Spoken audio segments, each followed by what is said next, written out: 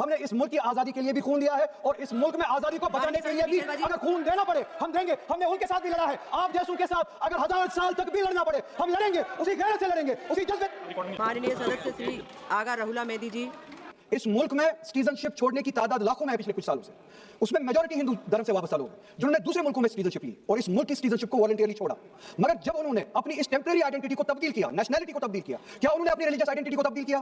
क्या वो हिंदू से किसी और मजहब में तब्दील हुए? नहीं, उन्होंने टेम्परेरी आइडेंटिटी को तब्दील किया मगर इटर्नल आइडेंटिटी को उन्होंने थामे रखा, क्योंकि वो उनके लिए इटर्नल आइडेंटिटी, मजहब, धर्म इटर्नल आइडेंटिटी है, इटर्नल बिलीफ है।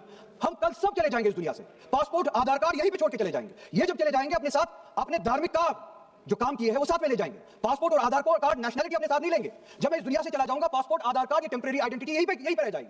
मेरी इटर्नल आइडेंटिटी, मेरी मजहबी आइडेंटिटी, मेरे मजहब क्या कायद मेरे साथ चलेंगे, जिस तरह के साथ चले जाएंगे, वो इटर्नल आइडेंटिटी है। और जब ये क्लैश सामने आता है तब हमें कॉन्स्टिट्यूशन ही आजादी देता है कि आपकी रिलीजियस फंडामेंटल जो फ्रीडम है, आप उस रिलीजियस फ्रीडम को इस मुल्क में कॉन्स्टिट्यूशन के हवाले से उस रिलीजियस फ्रीडम को एक्सरसाइज कर सकते हैं। और वंदे मातरम का जब मसला पेश आता है, जब यह कहा जाता है कि आपको ये जबरदस्ती गाना पड़ेगा, हम तब ये कहते हैं कि आप गाए, हम एहतराम देते हैं, नेशनल सॉन्ग है, हम उसका भी एहतराम करते हैं, उसमें दो राय नहीं है। आप गाए, हम एहतराम के लिए खड़े हो जाएंगे, मगर आप ये चाहेंगे कि हम भी गाए, मुमकिन ही नहीं है, हो ही नहीं सकता है।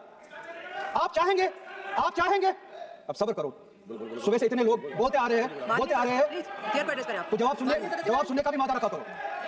आप गाइए, आप बोलिए नेशनल सॉन्ग है, कोई दो राय उसमें नहीं है, मगर हम पे थोपिए मत। कॉन्स्टिट्यूशन इस चीज की हमें आजादी देता है। और आप खुद कहते हैं कि वंदे मातरम गाने की इजाद ही आजादी के लिए हुआ, बेशक हो। आजादी किस चीज के लिए? आजादी इस चीज के लिए, हिंदू के हिंदू होने की आजादी, और इसी तरह से मुसलमान के मुसलमान होने की आजादी, सिख के सिख होने की आजादी। और वो आजादी आप मुझसे छीन नहीं सकते, किसी भी नाम पे नहीं छीन सकते, किसी भी दबाव में नहीं छीन सकते, किसी भी सिख से उसके मजहब की आजादी नहीं छीन सकते, किसी भी हिंदू से उसकी मजहब की आजादी नहीं छीन सकते, और किसी भी मुसलमान से उसके मुसलमान होने की आजादी नहीं छीन सकते। कोई भी दबाव मुझे मजबूर नहीं कर सकता है। आप गाइए और हमें वो आजादी दे दीजिए। ये मजहबी आजादी मुझे आपसे दूर नहीं करता। वही मजहब जो मुझे ये कहता है कि लकुम दीनुकुम वलिय दीन, आपके लिए आपका दीन, मेरे लिए मेरा दीन, जिसको कॉन्स्टिट्यूशन ने आजादी दी, ये क्या कि फंडामेंटल राइट है रिलीजियस फ्रीडम। हमारा कॉन्स्टिट्यूशन हमारे कुरान की उसी आयत की तर्जमानी करता है। 2 मिनट दे दीजिए, मैडम, तर्जमानी करता है। आप अपने दीन पे चलिए, हमें अपने दीन पे अमल करने की आजादी दे दीजिए, आप ही की तरफ। बात जबरदस्ती की है, बात किसी और चीज की नहीं है। और ये डिबेट मुझे पता है ज्यादा वक्त नहीं मिलेगा, बस 1 मिनट में पूरा कर रहा हूं। और ये डिबेट सिर्फ और सिर्फ इसलिए हो रहा है कि जब हिंदुस्तान का हिंदू हो, मुसलमान हो, सिख हो, इनसे पीने के लिए साफ पानी मांगे, सांस लेने के लिए साफ हवा मांगे, रोजगार मांगे, जब इनसे महंगाई के खिलाफ, महंगाई के बारे में जवाब मांगे, जब इनसे रोजगार मांगे, तब ये सिर्फ ये बोल सके कि रोजगार के बारे में बात मत करो। वो देखो मुसलमान, हमने उसको मजबूर किया वंदे मातरम गाने के लिए। वो देखो मुसलमान, हमने उसकी मजहबी आजादी को खत्म किया।